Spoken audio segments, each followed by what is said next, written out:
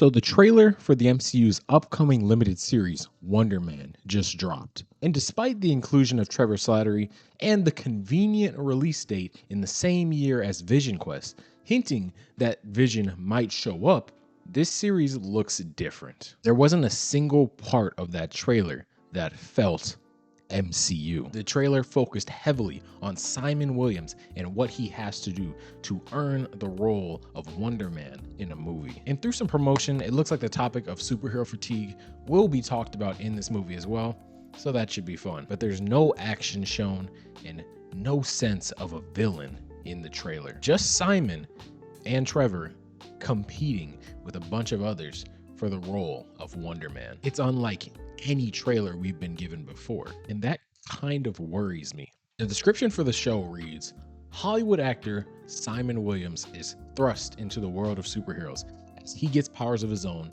and becomes the new superhero, Wonder Man, which alludes to him getting powers at some point during the show, which means there will probably still be elements of what we expect out of the MCU in this show. And apparently the main villain of the show is going to be the Grim Reaper.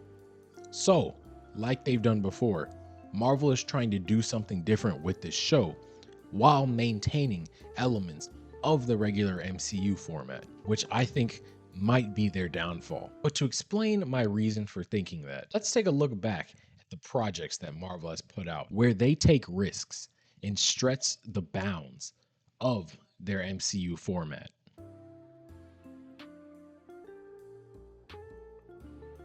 Guardians of the Galaxy was the MCU's first risk. These guys were unknown by casuals, and I had only known about them because of Earth's Mightiest Heroes and the fact that I 100% Lego Marvel superheroes when I was a kid. So this was a huge risk for them at one of their early peaks in popularity. And I don't know what gave Kevin Feige the confidence to give James Gunn the keys to this project. Because James Gunn's previous film, Super, not only didn't make a profit, but it was also not really well received critically. Whatever it was, Kevin Feige took the risk, and James Gunn went on to make one of the best movies in the franchise. And I call this movie different from the rest because not only were these characters unknown beforehand, but the comedy that it brought to the universe was also completely different from anything we had gotten before that. I mean, this movie even played a huge part in the overarching story of the universe, given that the Power Stone was in this movie. So I like to call this Marvel's first big risk.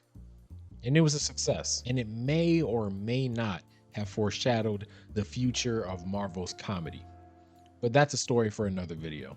This movie had to have given Kevin Feige the confidence to think that they could experiment all they want. Because just a few years later, we get Thor Ragnarok.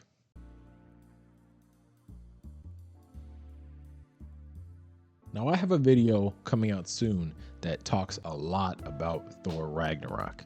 So you'll hear how I really feel about this movie in that video. But I just want to say in this moment, I don't enjoy it as much as others. But it's not a bad movie by far. And it's so important to the whole story of the Infinity Saga. After the first two Thor movies had really meh reviews and one that gets hated way more than I think it should have, I think Feige was ready for something different with Thor. The other two of the MCU Trinity had successful movies and they were loved. And while people liked Thor, his movies were never really loved like the other two. So Taika Waititi comes in, adds some color, some humor, and sends Thor across the universe in a movie that looks like it came straight out of Guardians of the Galaxy. The thing is, he did this to a character who had been pretty serious up to this point, so the change in tone could have backfired, but it didn't. This movie is not only Thor's most well-received film, but it's also his highest grossing. Another risk and another reward for Kevin Feige. His confidence had to have been at an all-time high at this point. So what's next?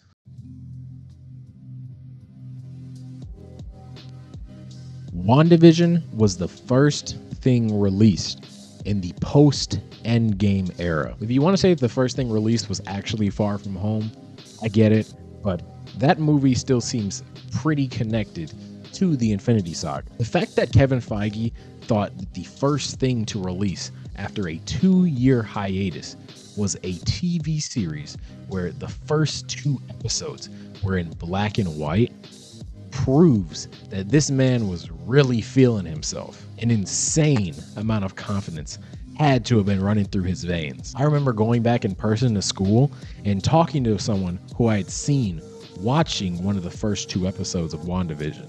I asked him, "What'd you think of the show?" He was like, "It's cool, but it's kind of weird that it's in black and white.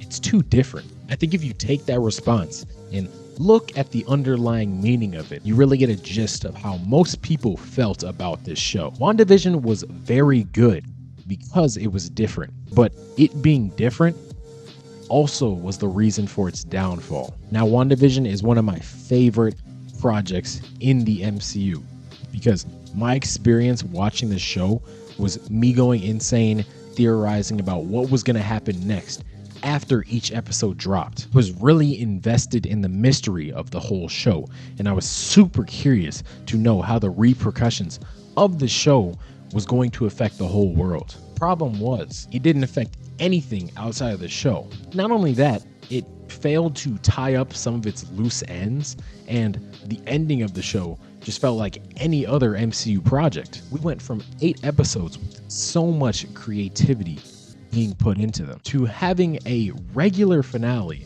that stuck out like a sore thumb because it ended like any other MCU project would have. There was nothing clever about it. There was nothing creative about it. It basically stripped everything that people loved about the show. And this isn't to put down anyone who liked WandaVision, because like I said, I love the series. It's just to point out that the next time the MCU tried something different, they choked while they were ahead.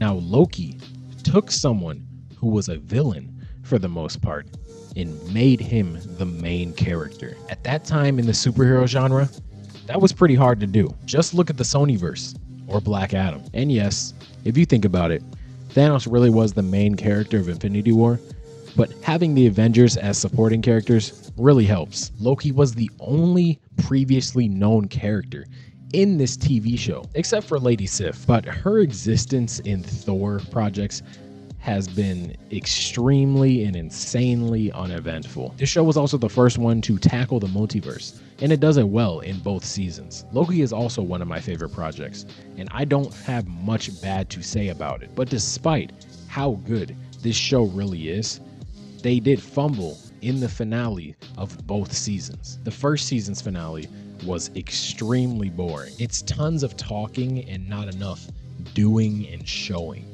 They didn't want to go down the regular MCU finale lane, which I get, and I appreciate that, but they went a little too far the other direction and made a very, very boring finale. The second season corrected this, and that finale is way more interesting, way more engaging, and I like it a lot more. But that one, instead of resolving its problems naturally, it just simply pushes them off to the side and kills them. Like how Ravonna Renslayer just ends up being taken out by Alioth immediately.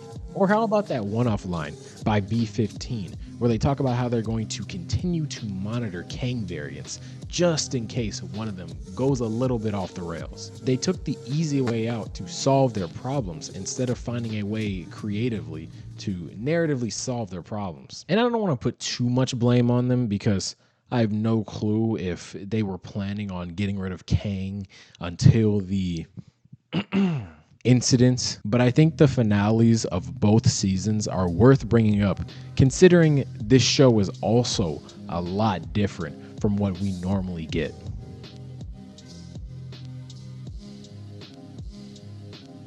Though some people want to say that Shang-Chi felt pretty different as well, I think Eternals is a much better example of a different movie. And this movie is like way different. It feels very grand. The characters carry a completely different aura, and the visual effects are so beautiful. But the story's kind of dumb. This is around the time that Invincible and The Boys were both popping off, and the Snyder Cut also released this year. So for some reason, they felt the need to have an evil Superman in this movie, and they ignored the perfect setup that were the Deviants as the main villain for this movie. And instead, to go along with the evil Superman plot, it felt like the characters were in some type of high school romance film at times, with multiple relationships existing within the team, and Sprite, for some reason, siding with Icarus because she was in love with him. That was extremely dumb, because there was no point at which in the past we felt like Sprite had feelings for Icarus. It just came out of nowhere to create conflict. And she never got consequences for siding with him and stabbing Cersei. And what about the fact that Kingo disappeared right before the final fight and just never showed up until the final scene? There was no explanation for that. It was a story with a lot of holes. Plus, most critics did not like it, and a certain group started calling it woke, which never helps, and it probably didn't even bring back a huge profit. This movie all around feels like a fail, even though it had so much potential. I feel like this is just another example of the MCU taking a big leap of faith and then getting a little too lost in the sauce to the point where the project is now just bad. Or if you don't want to say that it's bad, you could at least say that it doesn't really hit the mark. There was so much potential for this movie, and they wasted it.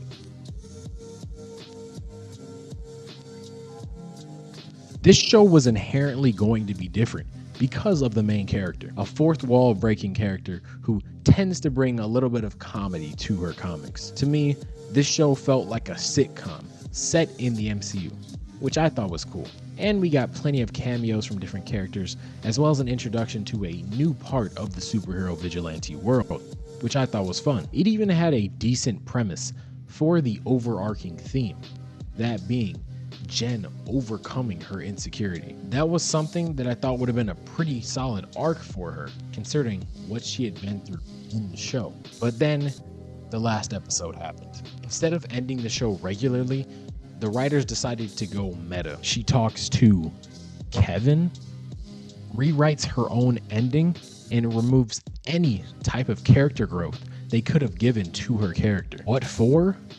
I have no clue. This is just another example of a project where they took a risk on the tone and feel just to go overboard at the end for some reason. It makes me question whether or not the writers that the MCU hires actually know how to write something different from what we normally get.